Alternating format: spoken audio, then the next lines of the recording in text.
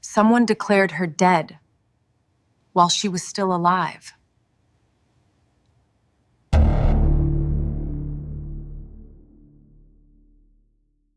That night, sitting at my mother's kitchen table, I made a decision. I was not going to spend one more minute being a victim of what Marcus had done. I was going to become the thing he never planned for. Evidence. The date on the document said I had been dead for 41 days.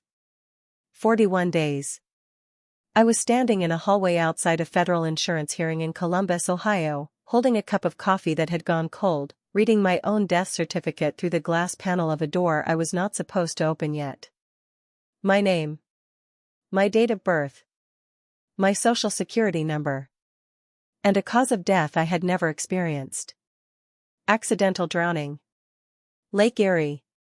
No body recovered. I remember the exact feeling. Not panic. Not rage. Something quieter than both of those. Something that settled into my chest like cold water and just stayed there. Because I knew, in that moment, exactly who had signed that document. I knew whose handwriting was on the insurance claim sitting on the table inside that room. And I knew, I had known for 3 weeks, that the man inside that hearing, the man who grew up in the same house as me, who called my mother Mom every Sunday at dinner, who I had defended and protected and loved the way only a sister can. He was in there right now. Collecting $400,000. For killing me. My name is Renee Calloway. I am 44 years old. I live in Akron, Ohio. And on the morning of October 3rd, I walked through that door, alive, documented, and ready. This is my story. I remember thinking, Sem, don't cry, not yet, you can cry later, right now you have one job. Before I tell you what Marcus did, I need you to understand who I was before it happened. Because that matters. I was not a woman who lived dramatically. I was not someone whose life invited chaos or crisis. I was the opposite of that, deliberately, consciously, proudly. I grew up in Akron, Ohio. My mother, Sandra, raised me mostly alone after my father left when I was 7. We did not have much, but we were steady. She worked the front desk at a dental office for 22 years.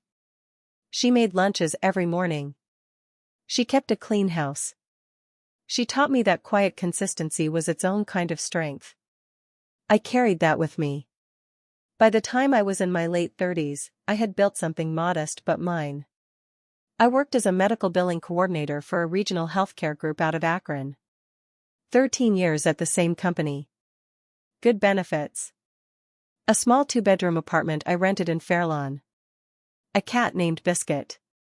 A savings account I contributed to every single paycheck. 3 friends I had known since high school and a standing Friday night dinner rotation that had survived marriages, divorces, and 1 cross-country move. I was not rich. I was not glamorous. But I was stable. And I had worked extremely hard to be exactly that.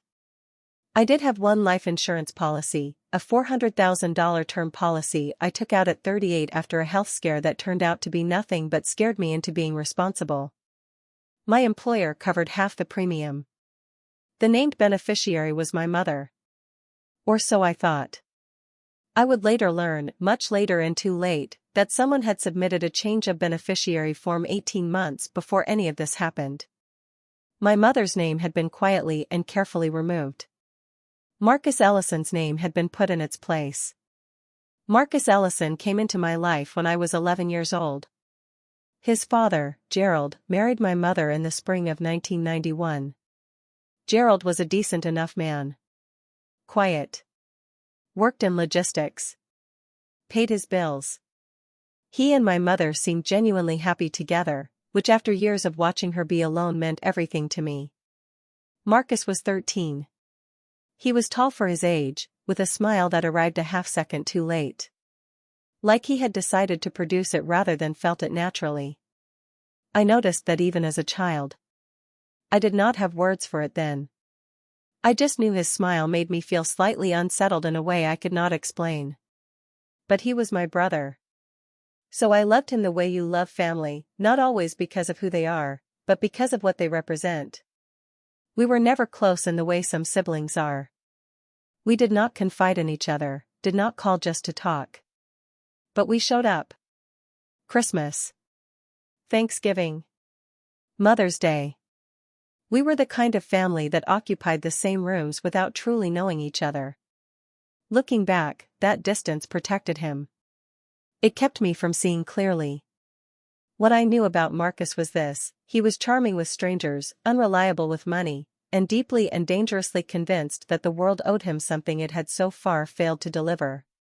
He had worked a dozen jobs in 20 years. Sales. Security. A trucking company he started and dissolved in 8 months.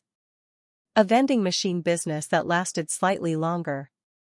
He borrowed money from Gerald twice that I knew of and almost certainly more times that I did not. He owed back child support. He was behind on rent.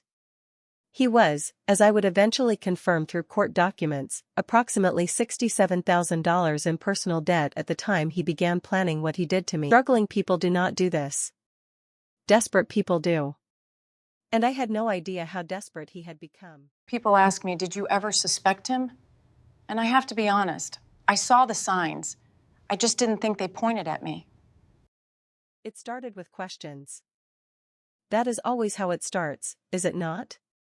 Not with something dramatic. Not with a moment you could point to and say, there, that is where it began. It starts with small things. Ordinary things.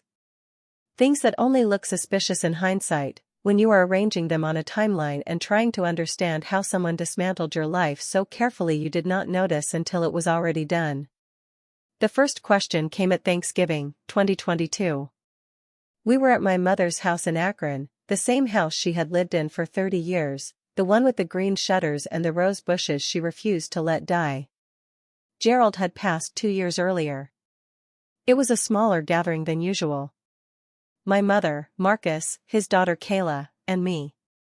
After dinner, while my mother was in the kitchen and Kayla was watching something on a tablet in the living room, Marcus sat down across from me at the dining room table with 2 cups of coffee. He slid one toward me. I should have noticed that.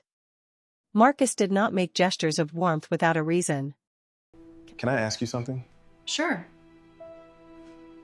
Do you have life insurance? Why? Looked at him. He shrugged, easy and casual. He said he had been thinking about getting some for his daughter. Just trying to see what people ly pay, what is worth it. It was a reasonable enough explanation. He had a child. People with children think about these things. I have a policy through work, I told him. $400,000. They cover half the premium. He nodded slowly, like he was filing that away. Who is your beneficiary? My mom, I said. He nodded again. Said, that is smart. Then he changed the subject to something else entirely and we did not talk about it again. I forgot about it by the time I drove home that night. That was my first mistake. Over the next 4 months, there were other moments I catalogued only later. In January, my mail started arriving inconsistently. 2 pieces I was expecting never arrived at all, a letter from my insurance provider about an annual policy review, and a form from my employer about open enrollment. In February, I could not find my Social Security card. I turned my apartment inside out looking for it. I eventually assumed I had misplaced it during a move 2 years prior and went online to request a replacement. In March, Marcus called me, which was unusual. He said he was in Akron visiting a friend and wanted to stop by for a few minutes. I said yes. He stayed about 40 minutes, used my bathroom twice, sat in my kitchen, and asked if I still kept important documents in my filing cabinet, because he remembered I used to be really organized like that. I laughed and said yes. I offered him the last of a coffee cake I had made. He left. What I did not know, and could not know, was that Marcus had not taken anything. He had photographed everything. My insurance policy. My Social Security card. My passport. My mother's contact information. My employer's name and the letterhead from a document I had filed 2 years earlier. He had everything he needed. In April, he submitted a change of beneficiary form to my insurance company. He forged my signature.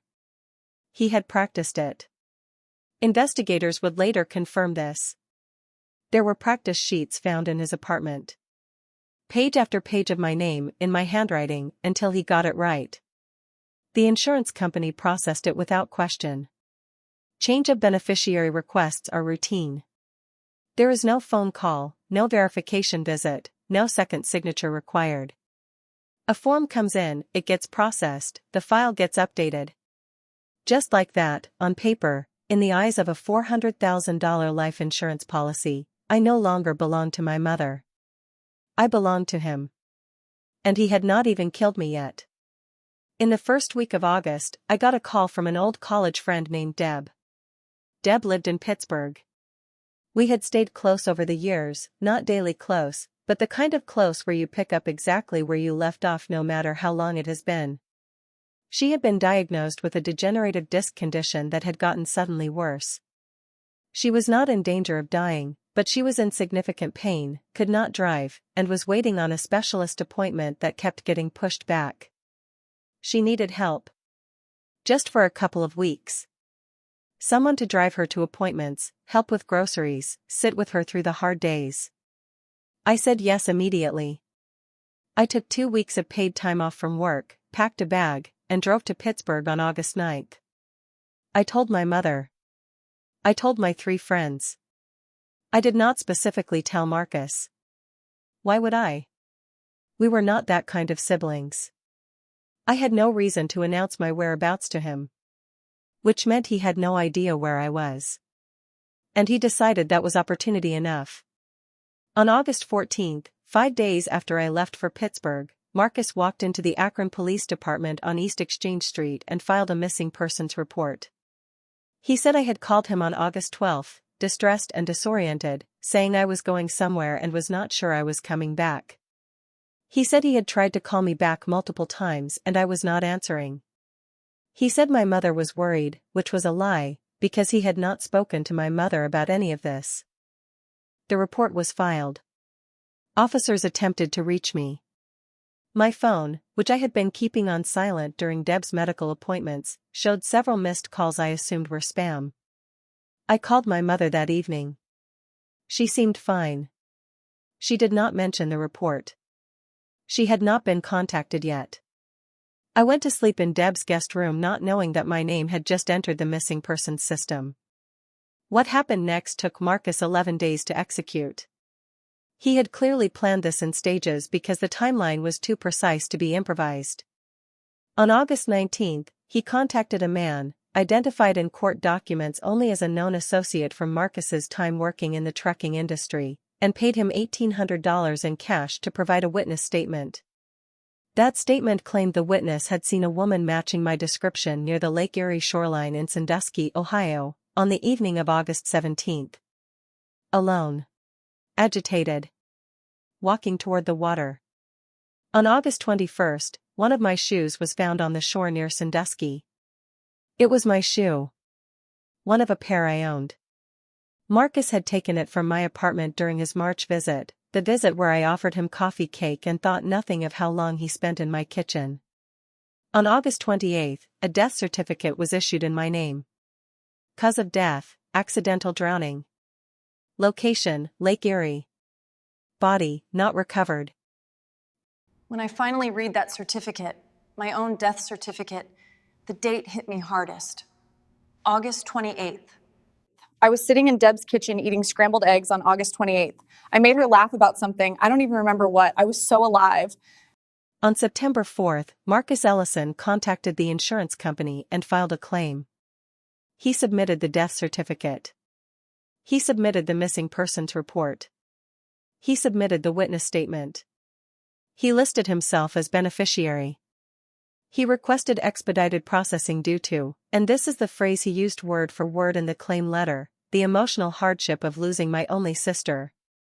The claim was flagged for a standard review hearing, scheduled for October 3rd in Columbus. Marcus agreed to appear. He had no idea what was about to walk through that door. I came back from Pittsburgh on September 1st. Deb was stable.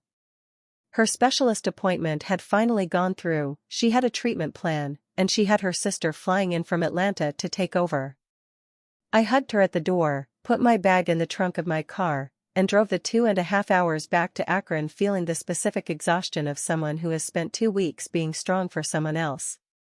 I stopped at a gas station outside of Youngstown.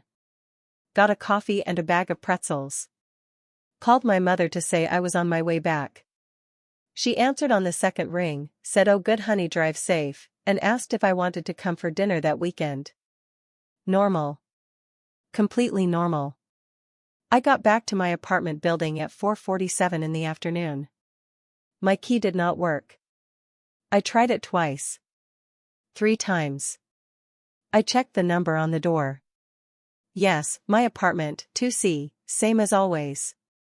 I stood in that hallway for a full minute trying to understand what was happening. My neighbor from the next door apartment, a white woman named Phyllis who had lived in that building for 16 years, opened her door and looked at me with an expression I will never forget. It was not surprise. It was something between grief and confusion. "Renee?" she said. Very quietly. "Yes," I said. "Phyllis, do you know why my key is not?" "Renee." She said my name again like she needed to confirm I was real. "Honey. They told us you passed." I stood very still. "Who told you that?" "The building manager.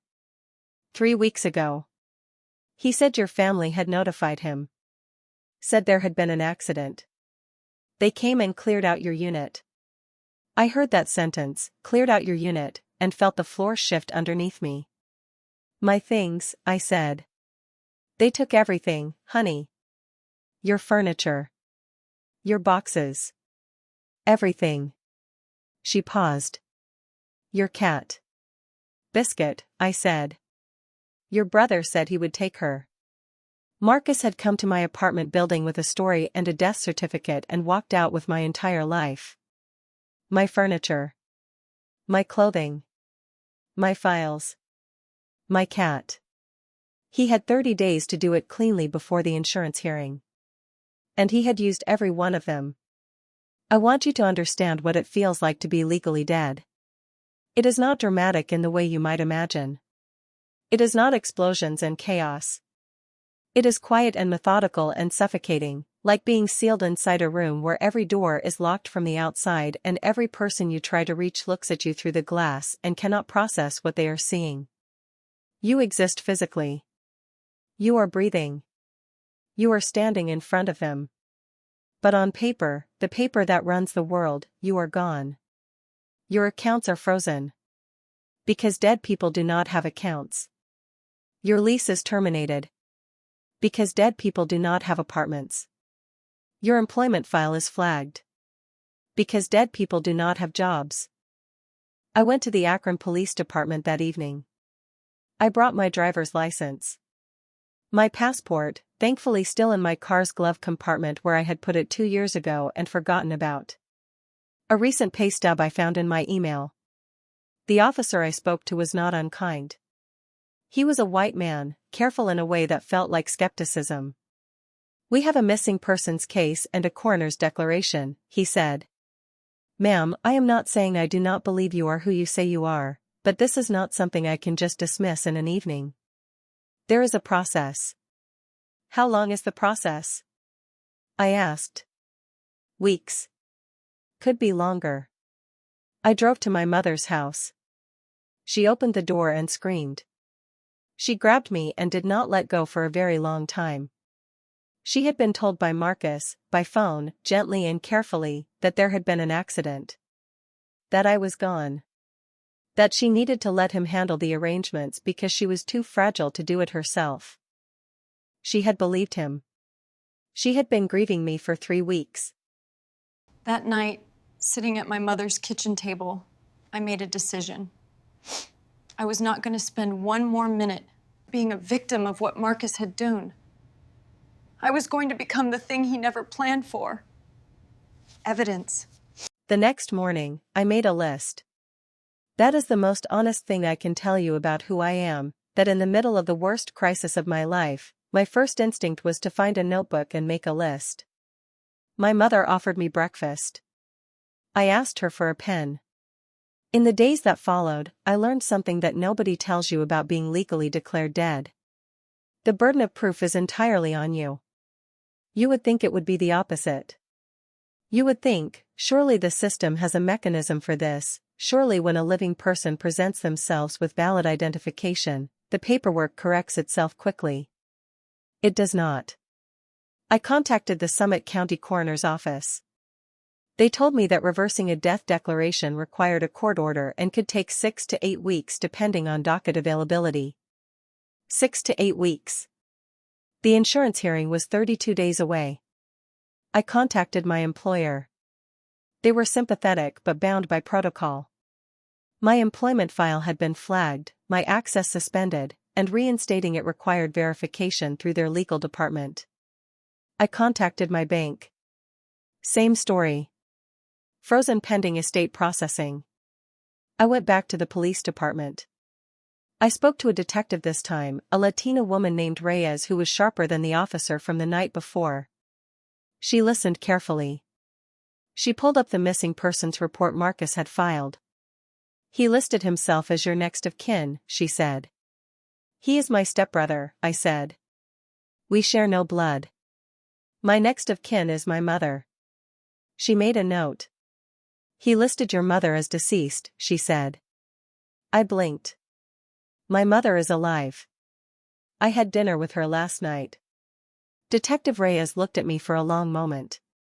Ms. Calloway, she said carefully, I believe you. But what you are describing is a complex fraud case. This is not something the Akron Police Department can move on unilaterally. This is going to involve the FBI potentially, the State Insurance Commissioner's office, the coroner. I know, I said. I am not asking you to move fast. I am asking you to start. She started. Not everyone was as willing as Detective Reyes. I called 3 family members. My mother's sister in Cleveland, my stepfather Gerald's brother in Canton, and a cousin who had attended my supposed memorial service. My aunt answered and burst into tears, relieved tears, overwhelmed tears. She believed me immediately. Gerald's brother, a white man who had known our family for 30 years, did not. He had seen the death certificate. He had attended a small memorial gathering Marcus had organized. He had grieved. And when grief gets organized into ritual, when people have cried and hugged and told stories and said goodbye, it is very hard to undo that. The mind resists it. Renee, he said slowly. How do I know this is really you?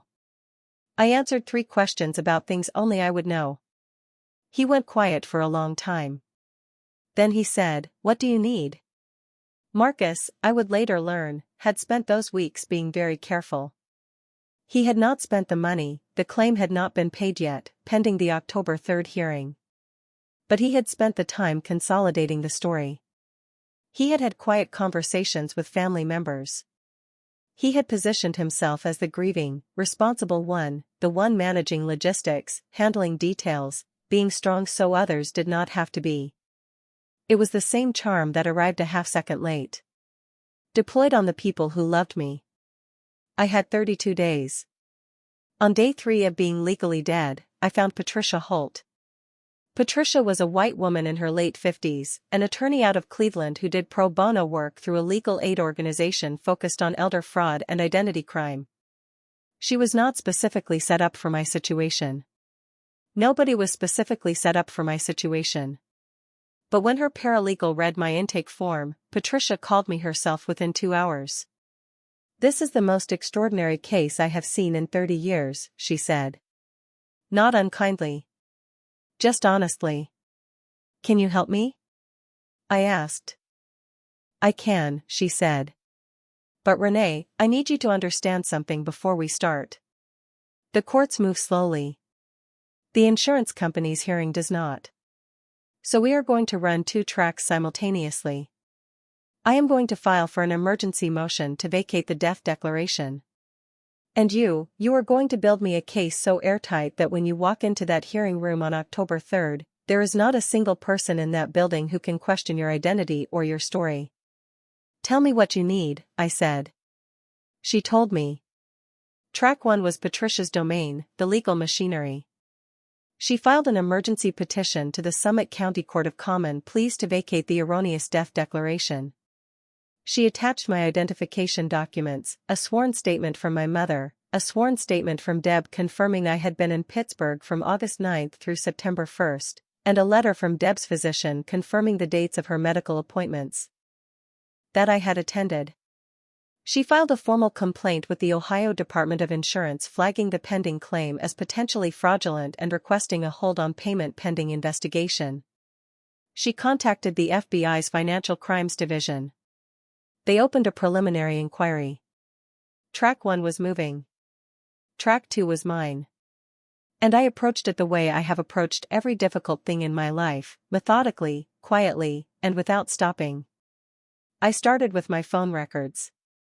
I contacted my carrier and requested a complete log of all incoming and outgoing calls for the past 6 months. This required me to appear in person with identification, which was its own ordeal given my legal status. But the manager at the Akron store knew me by face, had sold me my last 2 phones, and after a conversation with his regional supervisor, processed my request. The phone records confirmed something critical. On August 12th, the date Marcus told police I had called him distressed and disoriented, there was no call from my number to his. Not at any time that day. Not that week. He had fabricated the call entirely. I then turned to the beneficiary change. Patricia had requested the insurance company's records as part of the fraud complaint. When we received the change of beneficiary form, I looked at my signature for a long time. It was close. Very close. But it was not right. I had a particular habit with my signature, the loop on the lowercase e in Renee always closed fully, a habit from a calligraphy class I took at 32. The signature on the form had an open loop. Small. Easy to miss. I wrote a sworn statement about it and Patricia retained a forensic document examiner who confirmed, through comparison with 12 verified samples of my actual signature, that the beneficiary change form was a forgery. The witness statement unraveled faster than anything else. Detective Reyes, working with the Erie County Sheriff's Office, identified the witness within a week. His name, his record, his known association with Marcus through a defunct trucking operation. When investigators interviewed him... You understand this is fraud, right? I already told you what I saw. No. You told us a story. You worked with Marcus Ellison at Buckeye Freight Logistics in 2018. You want to explain that? That was years ago. You also received $1,800 in cash 4 days before your statement. No withdrawals from your account, no paycheck deposit, just cash. Can we make a deal? Depends on what truth sounds like.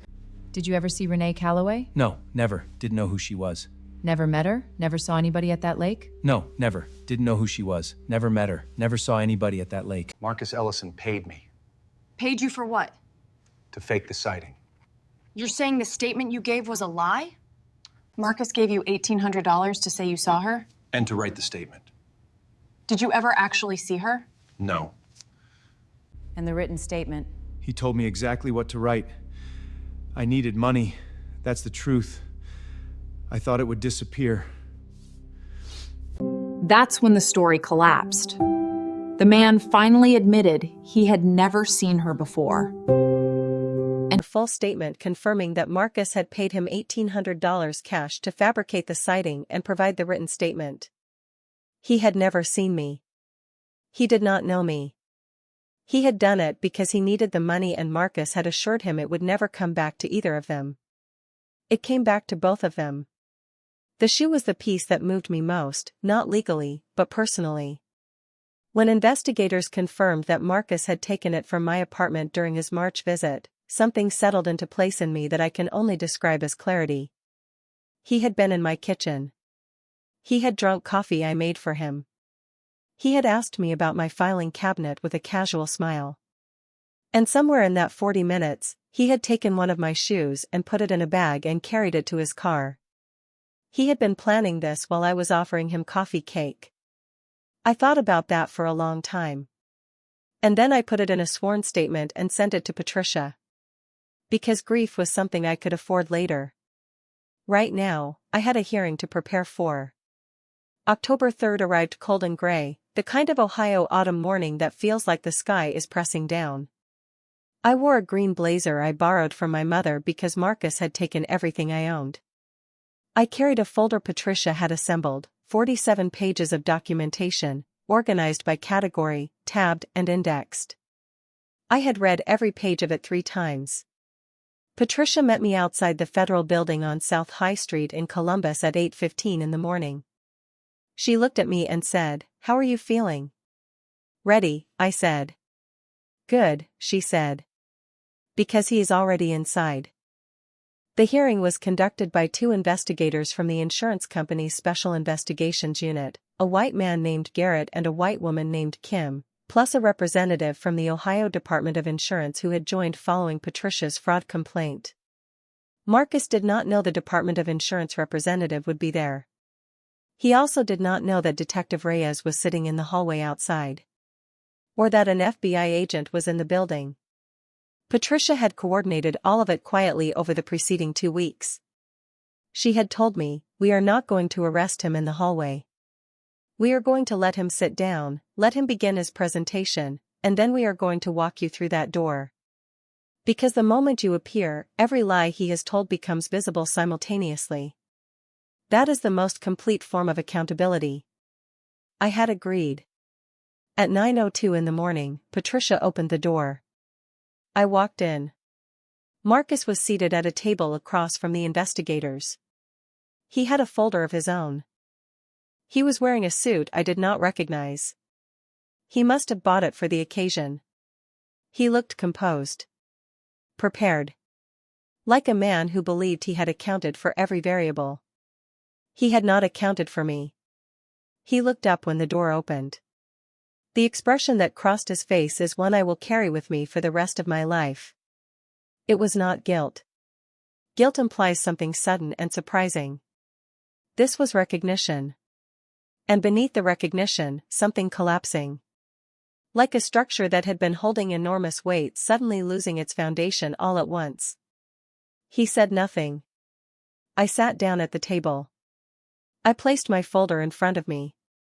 I looked at the investigators and I said, "My name is Renee Calloway. I am the insured party on this policy. I am alive.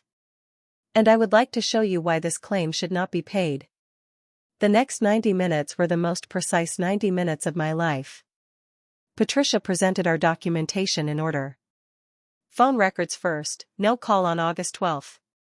Forged signature second, the forensic examiner's report, clinical and conclusive. The witness recantation third, his signed statement admitting the fabrication and the $1,800 payment. The shoe fourth, Marcus's March visit, the confirmed theft, the forensic matching of the shoe to my known inventory. And then me. Deb's physician's records. My Pittsburgh hotel receipt. My gas station receipt from the Youngstown stop on September 1st, timestamp 2:34 in the afternoon, 50 miles from the Lake Erie shore where I was supposedly already dead. Garrett, the lead investigator, had stopped writing notes somewhere around the 3rd piece of evidence. He was simply watching Marcus. Marcus did not speak for the entire 90 minutes. At the end of Patricia's presentation, Kim from the Special Investigations Unit looked at Marcus and asked, very quietly, "Do you have anything you would like to say?" Marcus looked at me. Just looked at me. And I looked back. I did not look away. Detective Reyes came through the door at 10:47 in the morning. She was followed by 2 Columbus Police Department officers and the FBI agent. Marcus was arrested at the table. He did not resist. He stood when they asked him to stand. He put his hands behind his back. He did not look at me again. I watched him walk out of that room. And then I sat very still for a moment, in the quiet that followed. Patricia put her hand on my arm. "It is done," she said. I nodded. It was not done, of course, not legally, not emotionally, not in any of the ways that actually matter. But in that room, in that moment, something had been returned to me that Marcus had tried to take permanently. My existence. My name. My life, recorded correctly, in the systems that run the world. I was alive again on paper. And he was finally going to have to answer for what he had done. Marcus Ellison was charged on 4 counts. Insurance fraud, a first-degree felony under Ohio law, carrying up to 11 years. Identity fraud, for forging my signature and misusing my personal documents. Filing a false government record, for the fabricated death certificate submission. Conspiracy to commit fraud, for the arrangement with his associate, the paid witness. His associate, a white man with a prior record, pleaded guilty to a reduced charge of filing a false statement and received 18 months probation and a $5,000 fine. Marcus went to trial. He pleaded not guilty. The trial lasted 6 days. I testified for 4 hours. I was not nervous. I want to be clear about that. I had spent 7 weeks building the case, living inside every document, understanding every piece of evidence better than almost anyone in that courtroom. When I sat in that witness box, I was not performing composure. I simply had none of the uncertainty that makes people afraid to testify. I knew what I knew. I had the receipts, literally and figuratively. Marcus's defense attempted 2 arguments. The first, that he genuinely believed I was dead and had acted out of grief and financial desperation, not malice. The jury did not find this credible. The forged signature alone eliminated the grief defense. You do not forge documents in a moment of mourning. You forge them in a moment of calculation. The second, that the beneficiary change could have been an administrative error. The forensic document examiner spent 40 minutes on the stand explaining, in precise technical detail, exactly why it was not. On the 6th day, the jury deliberated for 3 hours and 40 minutes. They returned a guilty verdict on all 4 counts. Marcus was sentenced to 7 years in the Ohio correctional system. He will be eligible for parole in 4. I was present at sentencing. I read a victim impact statement, 5 pages, single-spaced. I talked about what it felt like to come home and find my key did not work. I talked about Phyllis's face in the doorway. I talked about my mother crying for 3 weeks over a death that had not happened. I talked about Biscuit, my cat, who Marcus had surrendered to a shelter when he realized he could not manage her, and who I eventually located and brought home. I talked about the shoe. The judge listened to every word. Here is what I lost that I got back. My legal identity, restored via court order on October 9, 6 days after the hearing. My bank accounts, unfrozen within 2 weeks of the fraud finding. My employment. My company reinstated me with back pay for the weeks I had missed. My manager cried when I came back to the office. I did not. I had a backlog to get through. My apartment was gone. Marcus had broken my lease and I was not able to return to the Fairlawn unit. I found a new place in Cuyahoga Falls. It is quieter.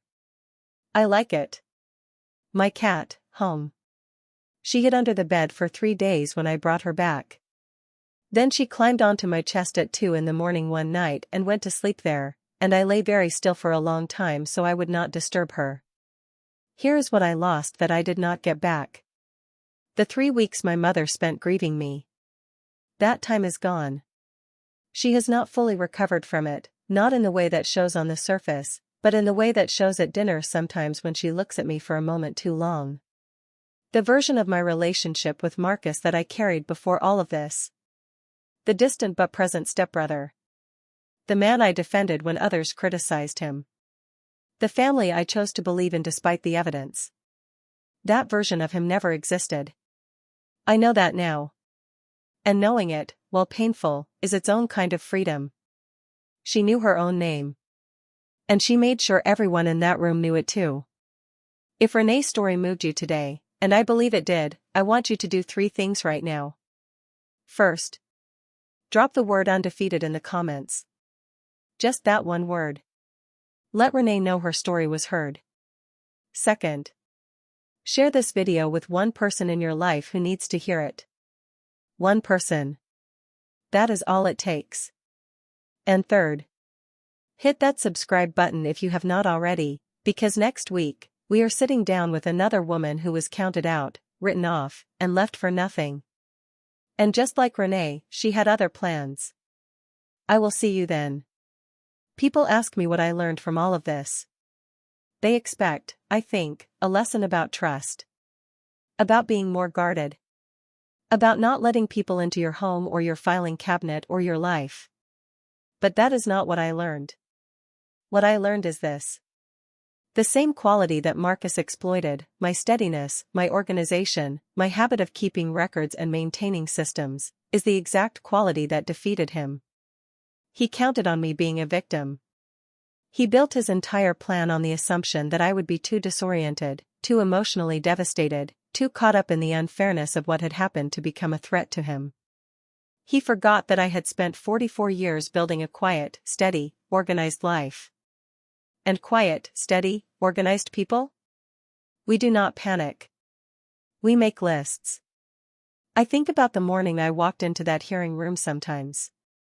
The green blazer. The 47-page folder. The cold coffee I had been holding for 40 minutes in the hallway. I think about the moment Marcus looked up and saw me. I have tried to find pity in that memory. Some residue of the love I used to carry for him. Some grief for what he could have been if he had made different choices. I find very little. What I find instead is something simpler and truer. I find gratitude. For Phyllis, who opened her door. For Deb, who kept every appointment slip. For my mother, who held me in her doorway and did not let go. For Patricia, who called me back in 2 hours and said, I can help. For Detective Reyes, who wrote it down and started. And for myself. For the woman who sat at her mother's kitchen table the night she found out she was legally dead, and instead of falling apart, asked for a pen. He thought erasing my name would erase me. He forgot. I knew my own name long before he ever did. She whispered. But the whole room heard her. Whispered tales. Every week.